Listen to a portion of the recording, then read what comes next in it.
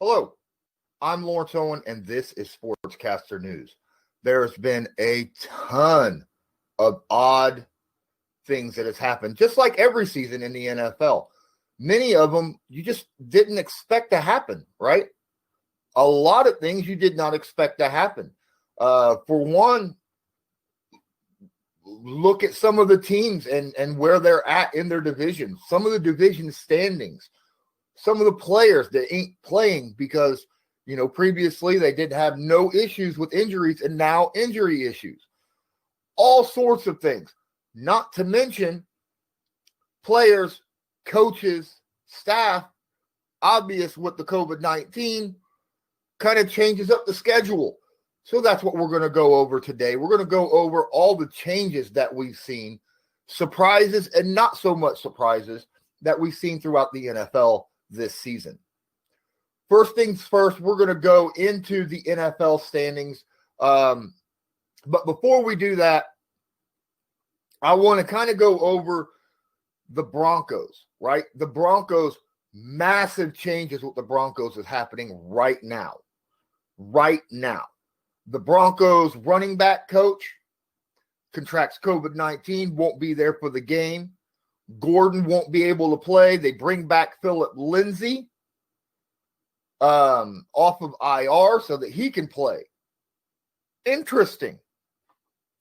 So that's something that we want to keep an eye out for. A lot of things moving with the Denver Broncos right now. And talking about the Broncos, let's go to the AFC West and see if there's any real surprises there with the AFC West so far this season. Right now, we have the Chiefs at 4-1. Most people expected the Chiefs to be 4-1 or 5-0 at this point, even with playing some of the teams that they've played, such as the Ravens, such as New England. The one real big surprise I think most people didn't expect was when the Raiders, who are 3-2 in this division, beat the Chiefs last week. That was a big surprise by many. And the Raiders sitting at 3-2 on the division at this point is about where I had them, but not quite. They're a little higher. I think I had the Raiders sitting at 8-8, but right now Derek Carr is on fire in the NFL. He is playing out of his mind. I don't think Derek Carr is sitting third in the NFL in quarterback rating right now, only behind Aaron Rodgers and Russell Wilson. And that says a lot considering where he's getting no kind of recognition at all. But my goodness, he's throwing 73% completion percentages, 11 touchdowns versus 1 interception, and over 8 yards per attempt. That's actually quite impressive. He's had 5 passes that have breached that 40-yard mark, 18 passes over 20, and that's in a 5-game span. Very, very impressed right now with Derek Carr so far this season. A team that has been a letdown to many, including myself, would be the Denver Broncos, who are sitting currently at 1-3. Now, a lot of that could be because, obviously, their starting quarterback goes down early in the season. Then their starting pass rusher, Von Miller, goes down early on. And that brings them to the 1-3 record that they're sitting at. Then the Chargers, of course, sitting at 1-4. I personally didn't think the Chargers would do that well. Many did, but it wasn't because of the starter. They've actually been playing quite well over the last couple of games due to the rookie, who is actually doing better than the projected rookie of the year, Joe Burrow. Justin Herbert right now is actually doing incredibly well, and he's got a quarterback rating of 107 with 9 touchdowns to 3 interceptions, throwing about 69% completion percentage and 8.5 yards per attempt. He's doing everything in his might in order to bring this Chargers team up, even with the loss of Austin Eckler. Now let's move out of the AFC West and let's talk about the AFC East with the Bills sitting at 4-1 atop that division. Frankly, I knew that this was going to happen. A lot of people thought that the Bills would drop this season. I didn't think so. I thought Josh Allen would take that third-year leap because how well he jumped from his rookie year to his second year. I thought he would make that next jump on the third year. And overall this season, he has exactly done that. The third best quarterback in the NFL, only behind, or fourth best, behind Derek Carr. Right behind Derek Carr is Josh Allen. Near 70% completion percentage, 14 touchdowns, 3 interceptions. Again, 8.5 yards per attempt. And a 113 quarterback rating. Josh Allen has been playing out of his mind. Not to mention the rest of the team has been doing very, very well as well. The only reason they have that one loss is because they faced the Tennessee Titans. And the Tennessee Titans also have a surprise on their roster. Now, the Patriots, sitting right behind the Bills at 2-2. That's about where I had them, honestly. Before the season started, I said they could be 8-8, as high as 10-6, depending on where the rest of the roster sat with Cam Newton. Now, Cam Newton being out of the game the last couple games due to contracting coronavirus, that put a big issue and spot on the New England Patriots. They very well could be 3-1 or even 4-0, depending on how that first game that they played, when they played Seattle, when they played, was it Kansas City? They played some very tough teams, okay? And it came down to the wire. So the Patriots are really about where I thought that they would be. I still think the Patriots have a very good chance of making the playoffs. The Dolphins sitting at 2-3. Again, a team I figured would win about 6 games on the season, maybe 7, but I didn't think they would make the playoffs. They're sitting at 2-3. Ryan Fitzpatrick playing very, very well. We have not seen Tua Tagovailoa so far through 5 weeks. And the Jets sitting at 0-5. Not really much of a surprise there, especially with the way they've been getting rid of their football players. And they still weren't done even this year. As many of you know, Le'Veon Bell is gone. Let's move on to the AFC North, where a lot of people would say a big surprise team right now is the Pittsburgh Steelers, who are sitting on top of the AFC North. Yes, the Steelers on top of the AFC North at 4-0. As a matter of fact, who would have thought that the AFC North was the most powerful division in the NFL with 4 teams with 4 wins at week 5? The Steelers, 4-0. Ben Roethlisberger comes back. Hey, guess what? They got themselves another wide receiver to go with Juju Smith-Schuster. Chase Claypool, who many claimed could be a great big-body target for any quarterback who loves that sort of thing, has become just that, especially after that game where he had 4 touchdowns. The Baltimore Ravens just have not looked like the Baltimore Ravens, even though they are 4-1 and second in the division, barely. Offensively, they just haven't put up the numbers and looked like the Baltimore Ravens that we saw last year. You got Lamar Jackson not looking like the quarterback that we thought that he would be. He's not doing the same things that he was doing last season. And the defense seems to forget how to tackle for long spurts throughout games. Not to mention the receivers who are trying to catch the football from Lamar Jackson forget, oh, by the way, we're allowed to use our hands to catch the pigskin. The Browns, the big story in the NFL right now, in my opinion, sitting at 4-1 with an explosive offense, still sitting with the number 1 rushing attack. That's right, the number 1 rushing attack in the NFL, just over what? The New England Patriots. Yes. They're at 4-1. They just beat the team with the number 1 defense in the NFL. Now, granted, they did not have an outstanding offensive game. They had very good first half offense. Then the Colts defense showed up the second half and basically shut that offense down.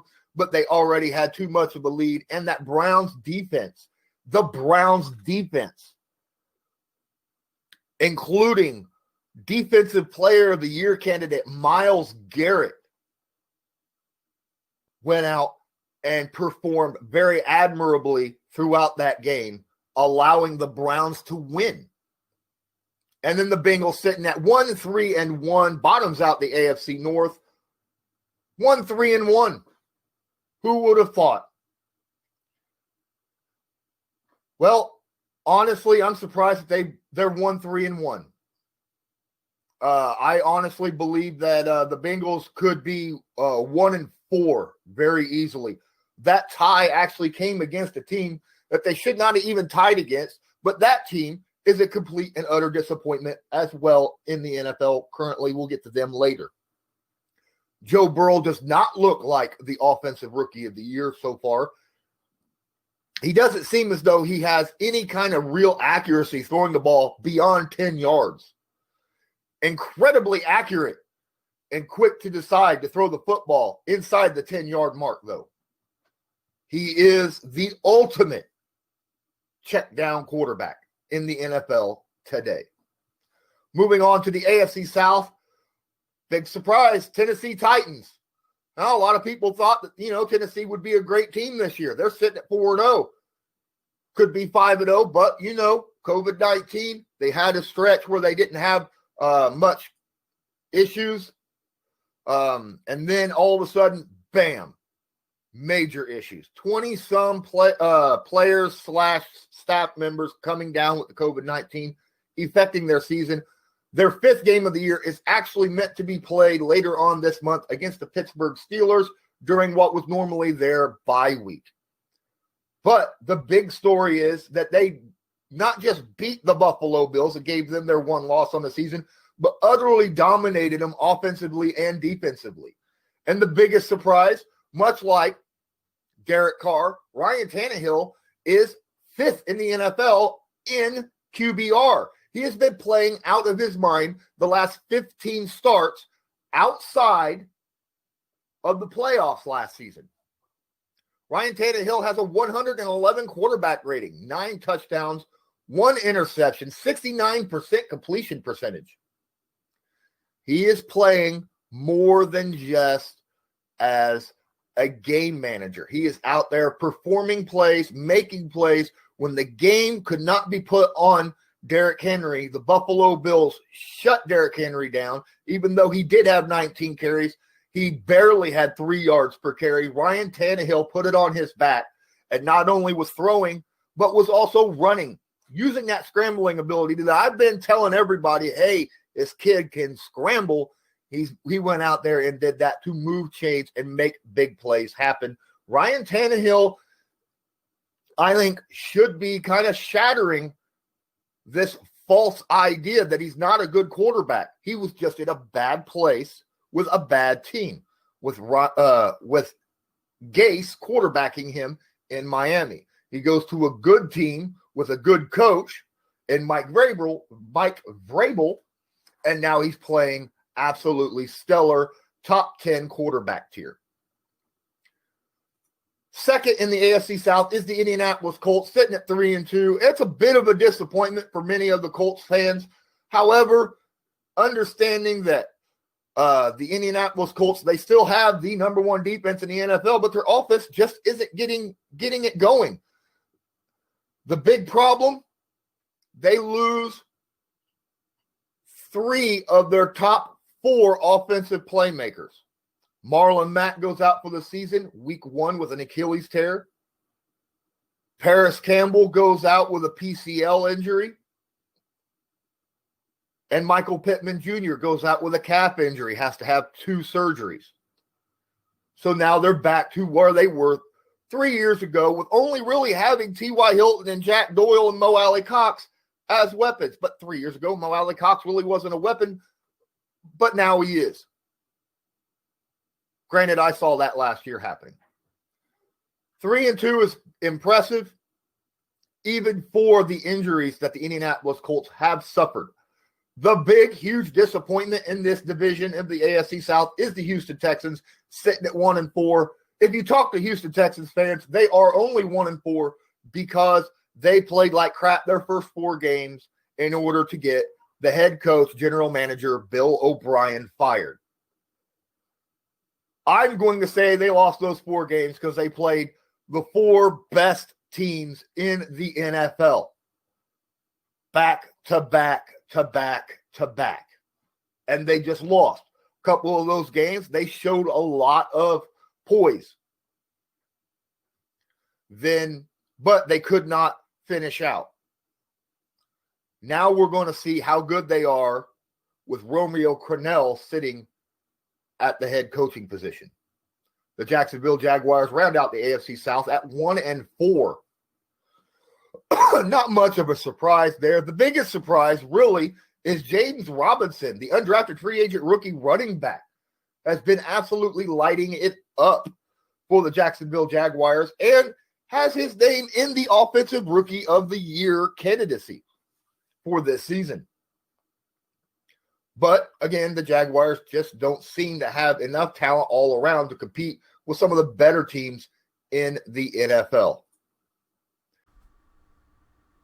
You're still here? Awesome. Thanks for watching this stream. Please, if you have a moment of your time, hit the like button and subscribe to my channel so you're notified next time I go live. And if you got a few extra seconds, hit that description down there below the video and check out all the places that you can follow me, whether it be Sportscaster here on YouTube, Twitter, Facebook, and there's a couple places where you can help donate to my channel. That way I can continue to bring all this content to you. Thank you for your support. Now, let's get back to the video. Hey, I want to take this moment before I get into the NFC side of things to thank Baby Shark, J93, Messy Best, Hockey Guy, 22228, G Vine in 1977, and Hockey Guy. Thank you for the follow. Appreciate that very much. If I did not name you off and you are one of the 50 people that are watching live right now here on Sportscaster, please, that means you do not have a profile. Spend a few moments, make a quick profile. That way you can come back, give me a follow, like the video. Please like the video. And don't forget, if you follow me, you will be notified next time I go live. There's also that make a donation button up there, that little green make a donation. You can donate in order to keep this stream going and show appreciation to me for the work that I've put in. Thank you so much. And please make that profile now.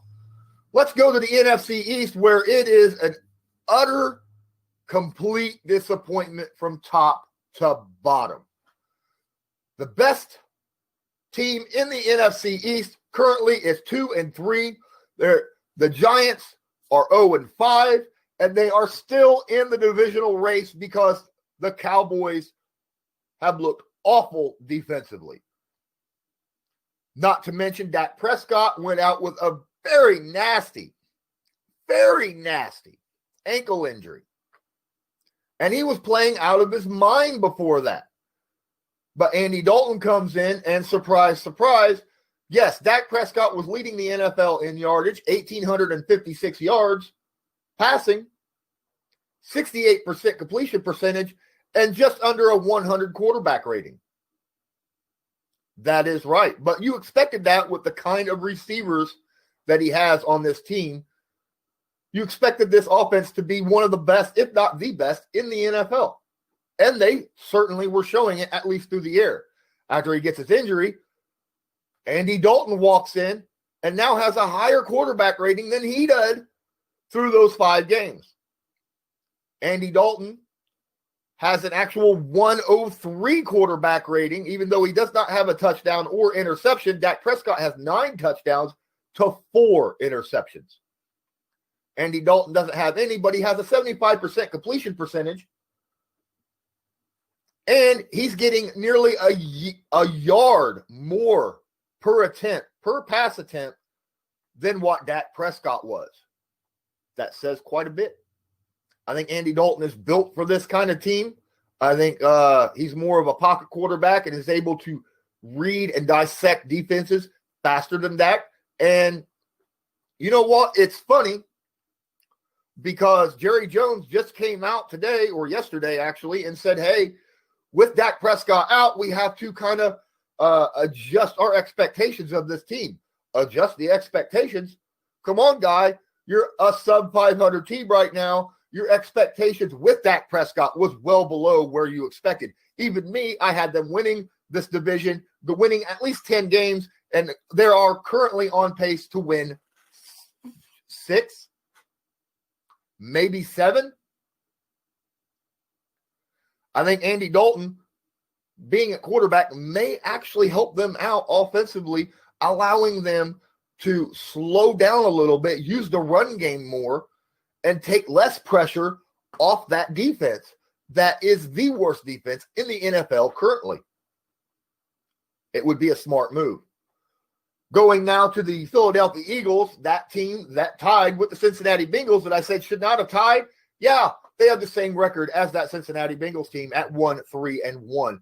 Huge disappointment. Many people thought the Eagles should have won the NFC East and have like a 10-win record with the talent they have on this team, but they have been absolutely awful offensively. Carson Wentz has looked bad. He's not been getting the ball to anyone. It's terrible all the way around. Their defense can't seem to stop everybody. The Washington football team sitting at 1-4 actually offensively don't look very good, but their defense is actually stepping up. That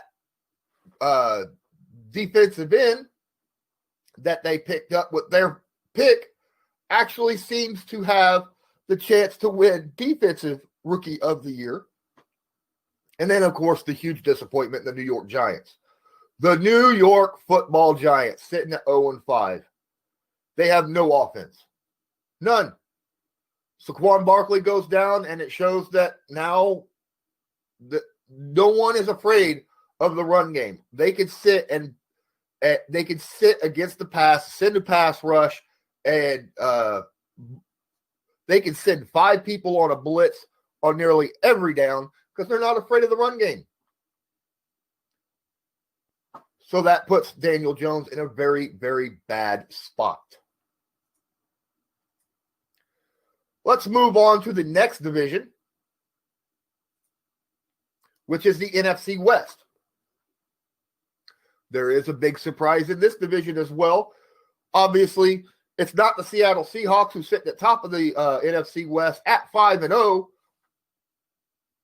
Jamal Adams has came in and gave them enough of a run defense that when they know when their opposing team is going to run the football, he is going to come up and help stop it. Like, for instance, when it's 3rd and 1. He does a good job getting back there and doing that. But the big surprise is Russell Wilson and his MVP candidacy. Right now, Russell Wilson is by far the top guy with nearly a 130 quarterback rating. 19 touchdowns to 3 interceptions, 73% completion percentage, and near 9 yards per pass attempt. That's unbelievable. Russell Wilson is out there doing it all, and it's because he's not doing it all by himself anymore. He actually has some help. DK Metcalf has shown that he could take on some of the league's best cornerbacks and just manhandle him as though he was playing against little league players. We go down now to the 4-1 Rams, who have been a very big surprise. Some people thought the Rams would have a very good chance in this division. I didn't think the Rams did, but they are proving me wrong. I thought the loss of Todd Gurley would be a big hit, but apparently sitting at 4-1, they're doing an incredible job right now. The Cardinals at 3-2, they're about where I thought they would be. I thought that they could win 8 or 9 games this season, but quite frankly, that's because of their offense. I didn't think that their defense was going to be good enough to keep them in a lot of the games, yet they have been. And I am surprised by that because the offense with Kyler Murray has not looked as explosive with the new addition of DeAndre Hopkins being there. We all thought this Cardinals offense would be one of the best in the NFL, and it has yet to look like that so far through 5 weeks. The huge disappointment in the NFC West is the San Francisco 49ers. Many people want to talk about how San Francisco, it's just the Super Bowl hangover. I can't really put it on the Super Bowl hangover. You got to drop it on their injuries, right? I mean, over half of their team, 3/4 of their offense has been on the injury list, and many on the IR. This first quarter of the season, this first third of the season. It has been devastating for the 49ers. They're hoping to get a few of these guys back. They got a couple back last week. They looked a lot better and won a game. No, they lost last week. I'm sorry. But you know what's funny? They are undefeated on the road. They lose at home and win on the road. Who would have thought that? I'm hoping that the Niners might have a chance at making a pushback because, quite frankly, this division looks still very, very tight with each team winning 5-4, 3, and 2 games, respectively. The NFC North, some surprises in this division as well. The Green Bay Packers. I said before the season started, Aaron Rodgers is going to light the NFL on fire. Guess what? Aaron Rodgers has lit the NFL on fire. The only guy currently that could really push Russell Wilson for MVP this season is Aaron Rodgers, who is sitting at also his own 128 quarterback rating, right? 13 touchdowns, 0 interceptions, 70% completion percentage, and an 8.7 yards per pass attempt. The man has been lit. And he's basically doing it with less weapons than he had last year because Allen Lazard and some of the other players have went and got hurt, got put on IR, things of that nature. He's been outstanding. He's just been out there just doing whatever he seems he wants to do. Right? It's Magic Man. What do you expect from Magic Man? The big surprise is the Chicago Bears sitting at 4-1. They were 3-0 with Mitchell Trubisky and then pulled Mitchell Trubisky and put in Nick Foles. Foles loses his first game against the best defense in the NFL, but then comes back in his second game and does a great job and wins. Most people did not expect the Bears to be sitting at 4-1 through 5 weeks. That is a big surprise. I am surprised myself. Congratulations to the Chicago Bears. Their defense is still one of the best in the NFL, and they've got a lot of good weapons on offense. They just needed help on their offensive line. I believe that offensive line has made strides so far this year. Big disappointment, Detroit Lions currently sitting at near the bottom at 1-3. I would expected them to be a much better team with the offensive help that they gave Matt Stafford during the offseason, but that has yet to come to fruition, and they're sitting down there with huge disappointment by a lot of people. Thought it was going to be a massive disappointment by the Minnesota Vikings.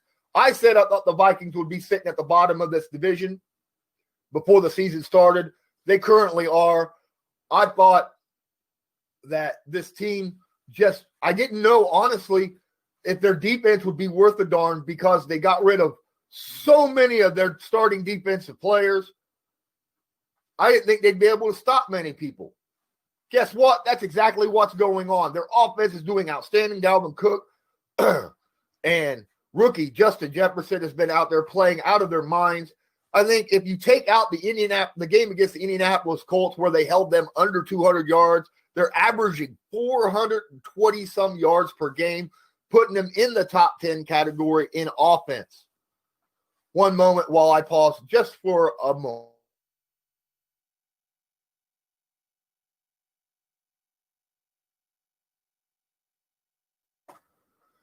Moving on from the NFC North is lastly the NFC South.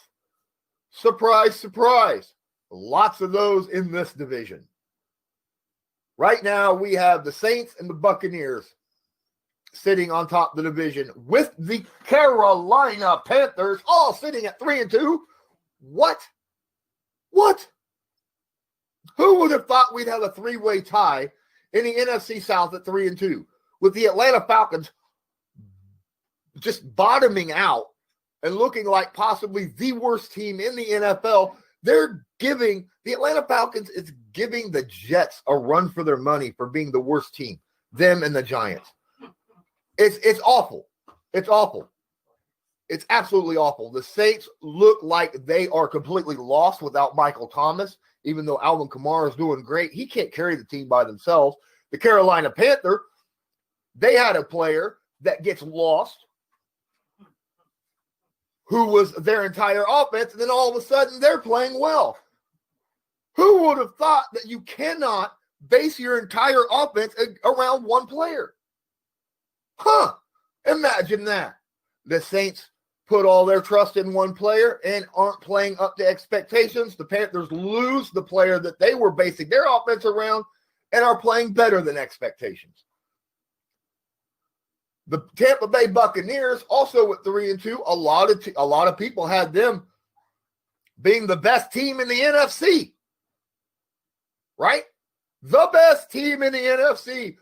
Hey, guess what? I don't care how much talent you have. If your offensive line is awful and you have a very old quarterback who can't move to extend the play, you're not going to win a lot of games. I don't care how much talent you have. They've got a great run defense. Their pass defense isn't the best. The Buccaneers, the Saints, the Panthers, all three of them, in my opinion, I think the Bucs are sitting about where I thought they would be. The Saints are not because of the loss of Michael Thomas and possibly Drew Brees now showing his age. And the Carolina Panthers, I'm impressed. Congratulations, guys. You won 3 straight. 3 straight. Give yourselves a pat on the back. That's an incredible accomplishment for a team that I thought wouldn't win more than 3 games this season, and you've done it in 5 weeks. That's what I've got so far here on Sportscaster. Again, thank you everybody who watched live on Sportscaster. If you don't have a profile, please make that profile. That way you can follow other people, including other Sportscaster News NFL guys like my boys, Joe Nubo, Ray Rout, Adam Armbrecht, and Keith McPherson. And until next time, as usual, have a good one.